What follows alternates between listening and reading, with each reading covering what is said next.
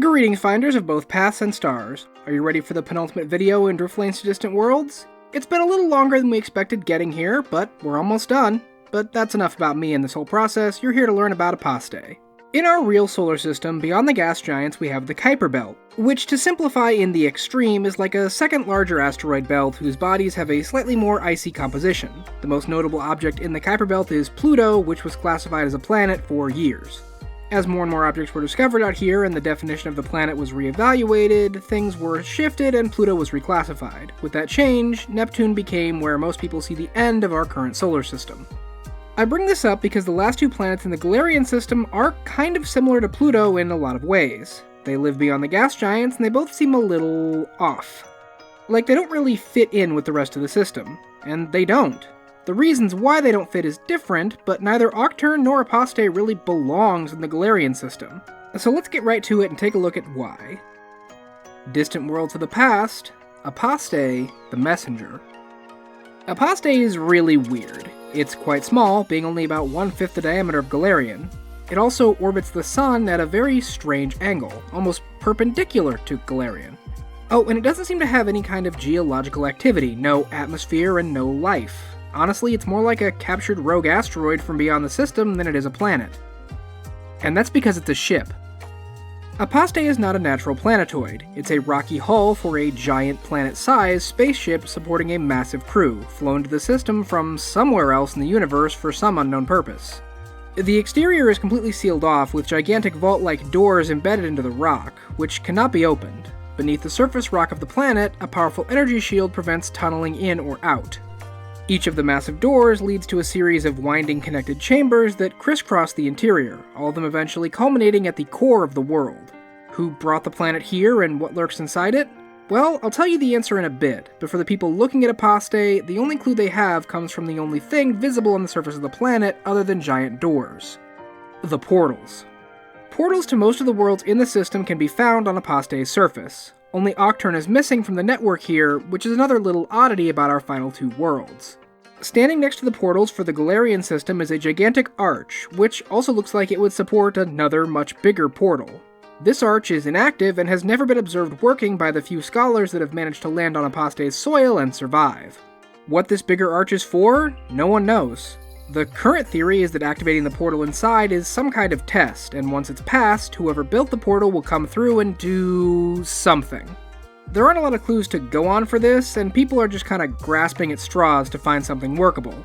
And honestly, I feel like any kind of intellectual just sort of defaults to calling anything they can't figure out a test because it implies there is an answer they could be working towards, rather than just random actions accomplishing basically nothing.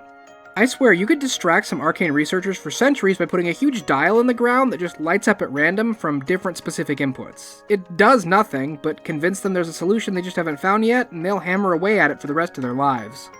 So unless you can figure out how to work the big portal, the main advantage here is that Apostae works like a travel hub to move between almost any planet in the Galarian system. Of course, you'll need to survive the extreme cold because Apostae has no atmosphere and is so far away from the sun you can barely see the thing, so you're not getting any heat out here. Oh, and the gravity is so weak on the small planetoid that a short hop threatens to fling you off the world entirely. So you can see why this place hasn't revolutionized interstellar travel, especially because there's little documentation about where each portal comes out. So unless you want to engage in several blind hops, probably best to leave them be for now. But that's pretty much the only thing on the surface, except for craters. Want to study some craters? Yeah, no, I don't think you want to study some craters. Let's do what no one else can and head on inside Apostae. The planet ship is not actively crewed, and based on what we can see, it seems to have been designed for automation from the very start. A kind of fire and forget sort of ship. Well, what happened to the crew? So there is a society inside Apostae, but it's really weird. Technically, they all call themselves the Elite, but you'd be hard-pressed to identify them as a unified species. They don't possess any kind of common trait, with no two Elite looking the same. Some look like entirely different and completely incompatible species. Like, the reason I haven't described them is because I can't. I could tell you that an Elite looks like a gray fleshy tower on top of a lobster spider lower half, but they have a single large eye located inside their mouth. Except every one of them looks different, so the Elite next to it can look like something that is completely incompatible with that. Each of them is more like a chimerical genetic explosion created by hitting random on a spore creature creator. So what in the heck is going on here? Well, we don't know. It's possible that the Elise started out as a more unified species when they first crewed the ship, but something went wrong and they slowly descended into their current state. It's also possible that the original crew was a different species entirely, and the Elite were an experiment or passenger species that killed them off. Or it could have been non-malicious. The Elite might simply be better able to weather a disaster the rest of the crew couldn't and are all that survived. There are a few potential clues throughout the interior of Apostae, but they leave us with more questions than answers. There is one area that gives a clear answer to an important question, though. If the Elite are so divergent from one another, how do they have children? Trying to mix these genetics is a recipe for disaster, and many of the Elite don't even have reproductive organs, so what's the deal? The answer lies in the Chamber of Life. Shaped like a huge dome, miles wide and half a mile tall, the Chamber of Life is full of strange and complex machinery. Anywhere that isn't a machine has been filled with fungus flowers that the Elite grow inside Apostae, or else decorated with streamers and tokens created by those that make the journey here. Elite that wish to conceive a child come in groups of 2 or more and follow the path through the makeshift garden. At the center is a giant silver monolith. The prospective parents step forward and present themselves, at which point a large black eye will open on the side of the tower and bathe them in bright light, almost like it's scanning them. Once it closes, the participants can leave. They must return again in 1 year, which I'm going to assume means a Galarian standard year and not an Apostae orbit year, because that takes 243 Galarian years. So we're gonna default to 365 days, because having a baby every 250 years seems like it's a recipe for dying out. Anyway, one of some year later, the participants return and stand under the eye a second time, after which the monolith opens and a child is produced. You know, they call it a bun in the oven, but this might be a little bit too literal. This 3D printed child has at least one trait kind of in common with each parent, not always an exact match, but close enough to be recognized. Any other trait seems to be randomized, and the combinations the machine spits out aren't always viable. A small number simply emerge dead or perish quickly after they are born. An equal number can survive, but are clearly suffering in pain every day or will never develop the skills necessary to survive or aid their tribal group. These children are taken to the edge of the Eiley territory and left there to perish or somehow fend for themselves in the wilds. That might seem strange, because how can there even be wilds on the inside of a ship? Well, simply put, the Elite don't know much about the tunnels beyond where any individual group lives. They can broadly navigate around their world, but most of Apostae's interior is the empty lands. Caverns home only to strange feral beasts, tribal outcasts, and the twisted Eiley children that can survive. The only reason an Elite will enter the empty lands is to travel to one of the other known chambers. In addition to feral monsters, strange small machines also roam the halls of Apostae, keeping the world ship in something resembling working order. The Elite likely would have died out long ago if any of these machines failed, especially since they don't seem to be able to repair them. But thankfully they still work and still maintain the planet. None of the robotic workers have ever communicated with an Eiley, but there is one place they can go to speak to a machine caretaker. Grandfather Stone is a gigantic construct, his head full of many eyes and multiple limbs extending from his chest. Most of those arms and parts of his body are fused seamlessly with the rock of the surrounding chamber, which was what gives Grandfather Stone his name. It's likely that in the distant past, this construct was a crucial part of the ship's functions, but time has not been kind and Grandfather Stone has gone quite insane, babbling incoherently most of the time. The Elite seek him out hoping to receive some small bit of wisdom from his ramblings, and they're just as likely to be ripped apart by him in a fury. If he could be made lucid once more, Grandfather Stone would probably be able to answer a lot of questions about what's going on here and why the Eiley are the way they are. Though this is highly unlikely unless you can scrounge up a miracle. If he could answer questions, one of the first things I think people would ask him is about the sleepers below, a chamber filled with thousands of bubble-shaped pods. Inside each pod appears to be some kind of sleeping creature, ranging in size from a tiny insect to a massive behemoth. Tending to these pods are thousands of crab-like robots who check them constantly, sometimes injecting a strange substance into a pod for unknown reasons. The Elite have several different theories about what is going on with the sleepers. Some think the Elite are meant to guard these pods till the end of their journey, whenever that may be. Others think they are meant to somehow wake the sleepers and will brave the automated defense systems here to attempt to break open a pod. None have yet succeeded. A few of them even believe the sleepers are simply dreaming all of them into existence, and that when the sleepers wake up, the Eiley will just simply disappear. The sleepers below are a gigantic mystery, but one unsolved issue with them is only noticed by a very small number of outside adventurers that have found themselves stranded inside Apostae's halls. It's very rare, but it does happen. Looking among the pods of the sleepers, travelers from distant worlds can find examples of their own species floating alongside aliens. These versions look off, wearing strange clothing and bearing unfamiliar markings, but are unmistakably one of them. Maybe it's better the sleepers don't wake up. Wasn't so good for Norath, probably won't be so good for us either. The Aili have halls they enter regularly and halls they avoid, but only one place is strictly forbidden. The World Heart is the very center of Apostae and is sealed tight behind large blast doors. Automated defenses cut down any Aili that attempts to force entry, meaning none of them have ever seen inside. Within the World Heart is the remnants of the ship's AI controls, which keeps Apostae running in its current state. Why it orbits this sun instead of moving on is a mystery. Was it always meant to come here? We may never get an answer. Apostae in this time is a place of mystery. Its interior world is strange and unknown to outsiders, while the exterior contains one grand puzzle that no one's been close to solving. How is this going to change and evolve as people move to the stars and become capable of actually visiting Apostae more easily? Let's find out in Driftlanes of the Future, Apostae, the Messenger. Okay, so you remember all that stuff I just said about the Aili? Throw all of that out. They've vanished completely. Gone. What happened to them? We don't know, except for one vague clue about their possible fate. Perhaps the Chamber of Life finally broke down and they simply couldn't continue. Perhaps the Devourer decided to eat them all. Maybe they all turned into genetic shape-shifting starfish. Who knows? Apostae is now a very different place, a corporate dystopia run by ruthless elven houses. Before we go on, I have a small meta note to make here. I promise we won't linger on this much. All I will say is that before 2023, the elves of Apostae were a different kind of elf. The situation doesn't actually affect Apostae's lore very much, but I just wanted to point that out. If you know, you know. Alright, aside done, on with the video. So during the gap, the elves retreated back to Castrovel and left anyone that couldn't make it back stranded on Galarian. We don't know why they did things this way, just that it's basically what happened. The elves that were still left on the planet were desperate to escape and decided to try reactivating an Idara to see if they could get anywhere. We don't know if they were attempting to go to Castrovel or just jumping anywhere they could get a signal for. Whatever happened, the end result is that the elves of House Azrene opened a one-way portal that deposited them into the interior of Apostae. They then wandered the halls for 68 years before finding one of the massive vault doors leading to the surface. It's important to remember that Apostae's diameter is about 1,600 miles, and that's traveling in a straight line. It's a small planet compared to Akaton or Castrovel, but it's still planet-sized. Getting out of the meandering tunnels after 68 years is honestly super lucky.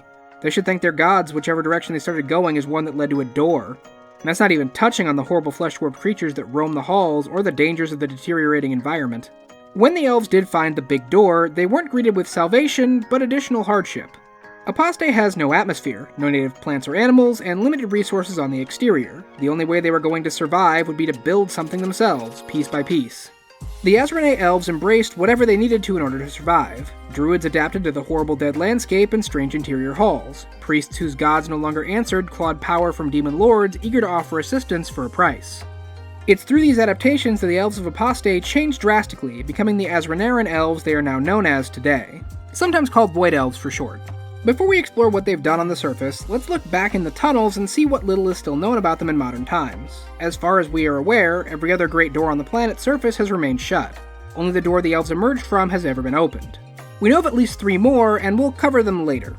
The various tunnels of Apostae run throughout the interior and into various different chambers. The ones near the surface entrance have been mapped and explored pretty well, as the elves mine them for alien technology found inside. But there is very little interest in settling down here, even if it's technically more hospitable than the surface. The only permanent structures you can find in the tunnels are the hollows, which are just prefabricated way stations in various side chambers.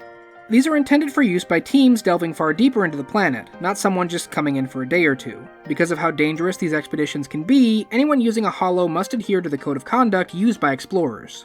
There isn't like an official guild regulating this or anything, it's just word of mouth and reputation.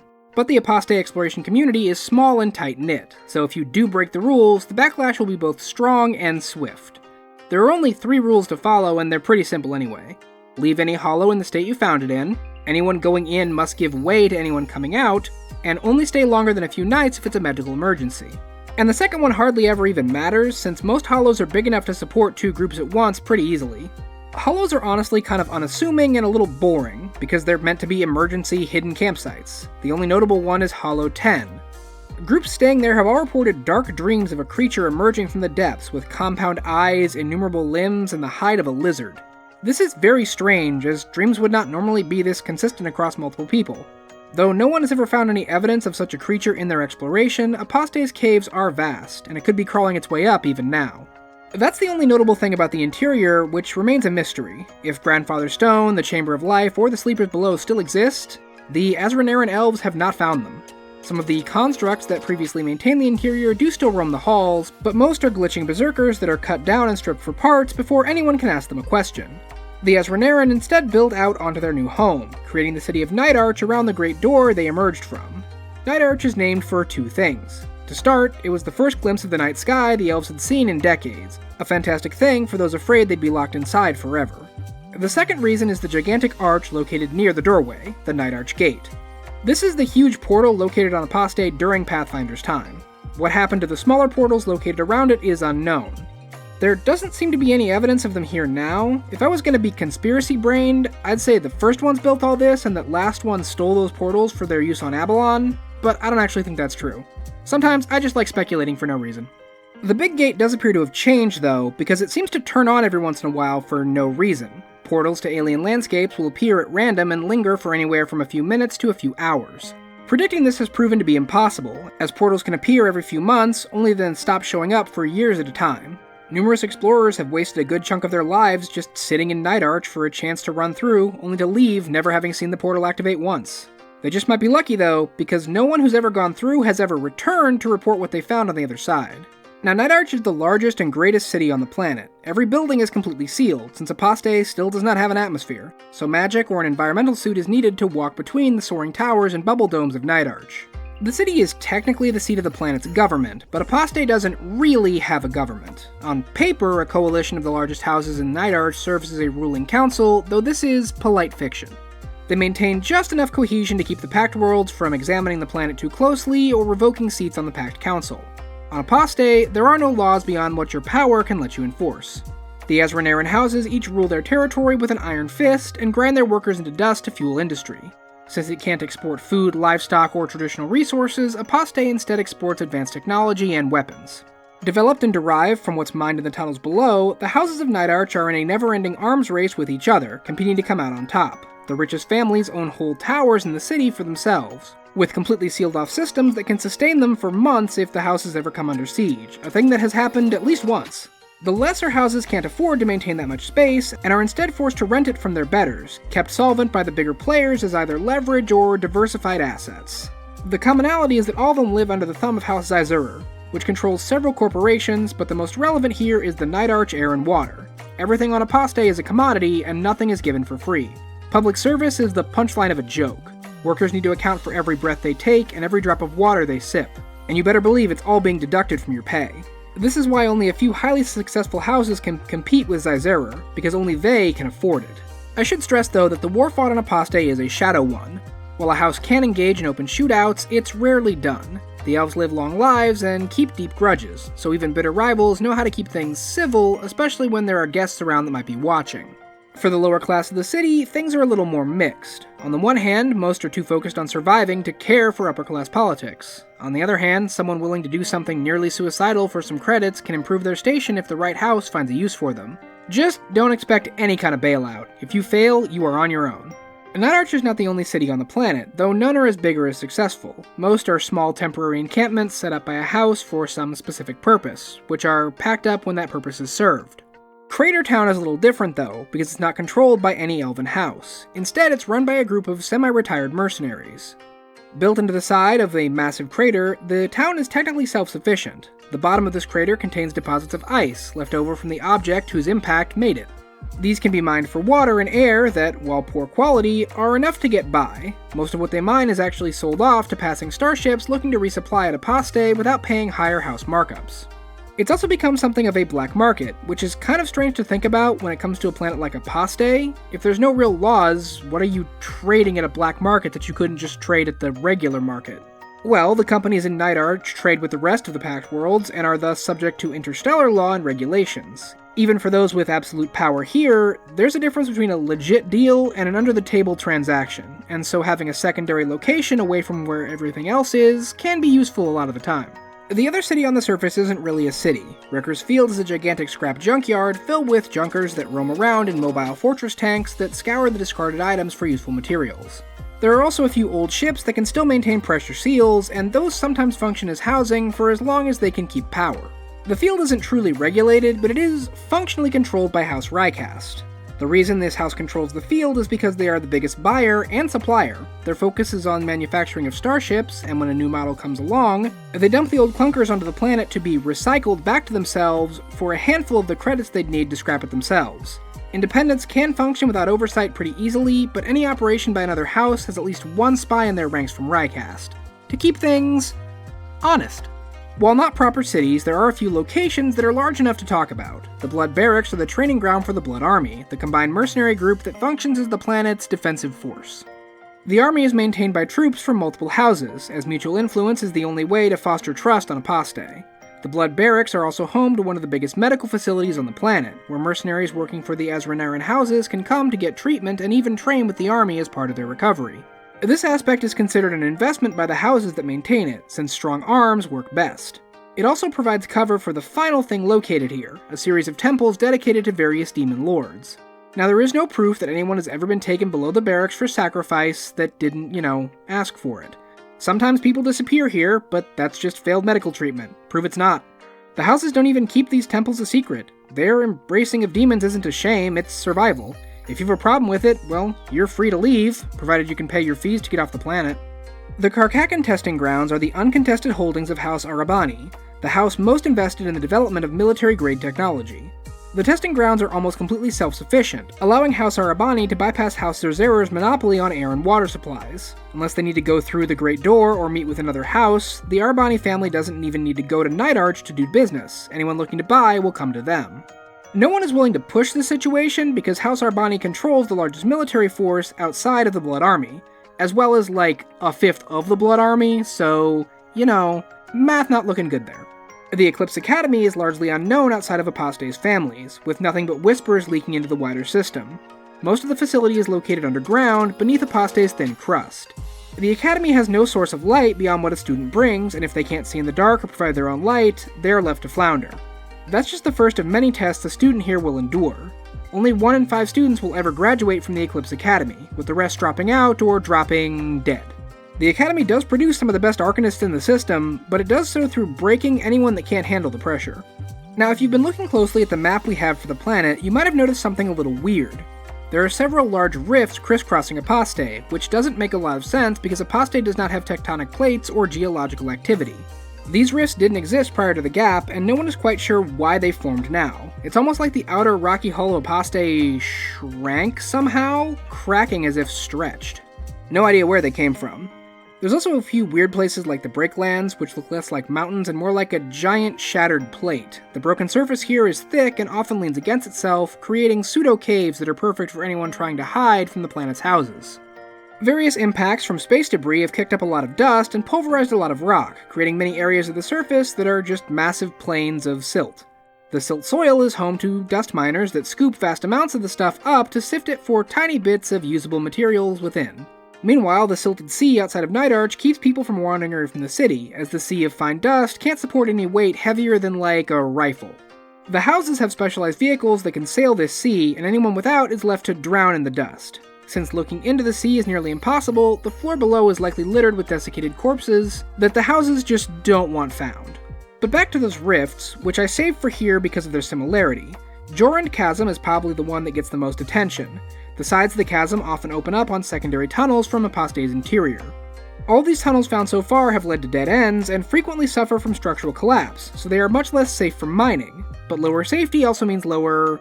well, I'd say regulation, but Apostae barely has those, but still, anyone looking to go mercenary and strike it big can find a score in Jorund Chasm. Bisecting Jorund Chasm is the Hawk Rift. This location is the most unstable on Apostae, frequently suffering from quakes that cause rock slides and deadly collapses. That sounds kinda normal, but again, Apostae doesn't have tectonic activity. There are no plates to move and collide with one another to cause quakes. The ground shouldn't really be moving, and yet it is moving.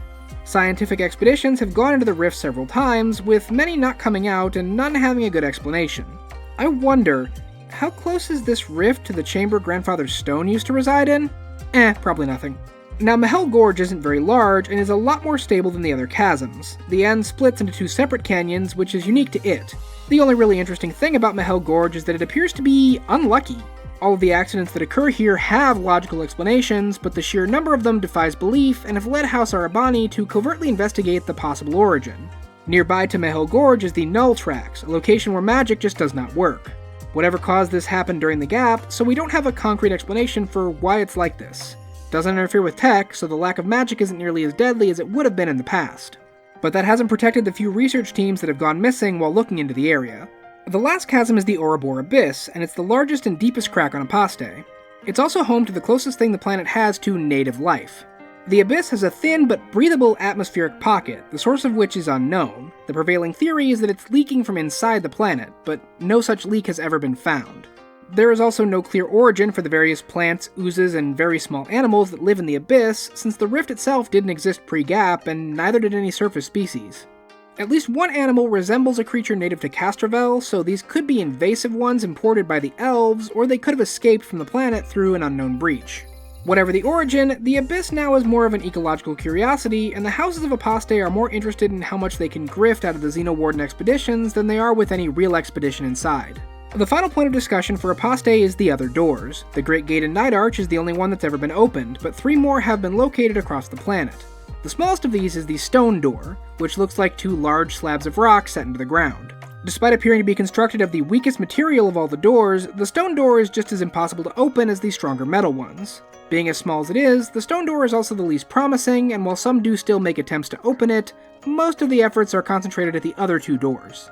The Iron Door initially appears the most promising. Made of cold iron and being more than a square mile in size, the Iron Door also has something unique on its surface: hatches. All across the door are access hatches that lead to tunnels that run through the door's interior, but don't seem to go all the way through and connect to the interior tunnels. These would be fantastic for examining the door and finding structural weak points and insight into its mechanisms, but the tunnels seem to shift and move. While initially promising as a secondary entrance into the planet, investigations stalled after the gap, and the loss of life in expeditions eventually just got too high. Only House Brevik remains around the Iron Door, and their camps here are used less for expeditions and more as a neutral meeting ground away from Night Arch for other houses. The final door is the Black Door, and it's the only one where there are still active attempts to get inside. Nothing has succeeded yet, but the fact that it's still active means you never know, we could see a breakthrough any day now. Since safety standards are a punchline on Apostae, worksite accidents are common, and this is where House Rycast steps in, operating a field hospital that promises to treat anyone harmed in an accident at the Black Door.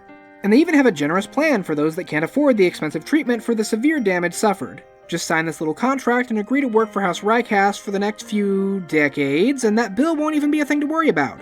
They'll get that value out of your body in other ways. Apostae is not a good place. The current government has exactly one concern, and that's making as many credits as possible while spending nothing. They have no concern for the people working under them, and would happily grind entire towns to the bone for a 1% profit increase. People say Eox is the evil member of the Pact Worlds, but for my money, Apostae is the real bad guy. The oligarch houses rule like kings, and the rest of the Pact Worlds allows it because they dot their I's, cross their T's, and make sure the newest and best weapons and technology are available in the Pact Worlds first, for only a moderate markup. If you want a dystopian cyberpunk planet to adventure on, there's nowhere better.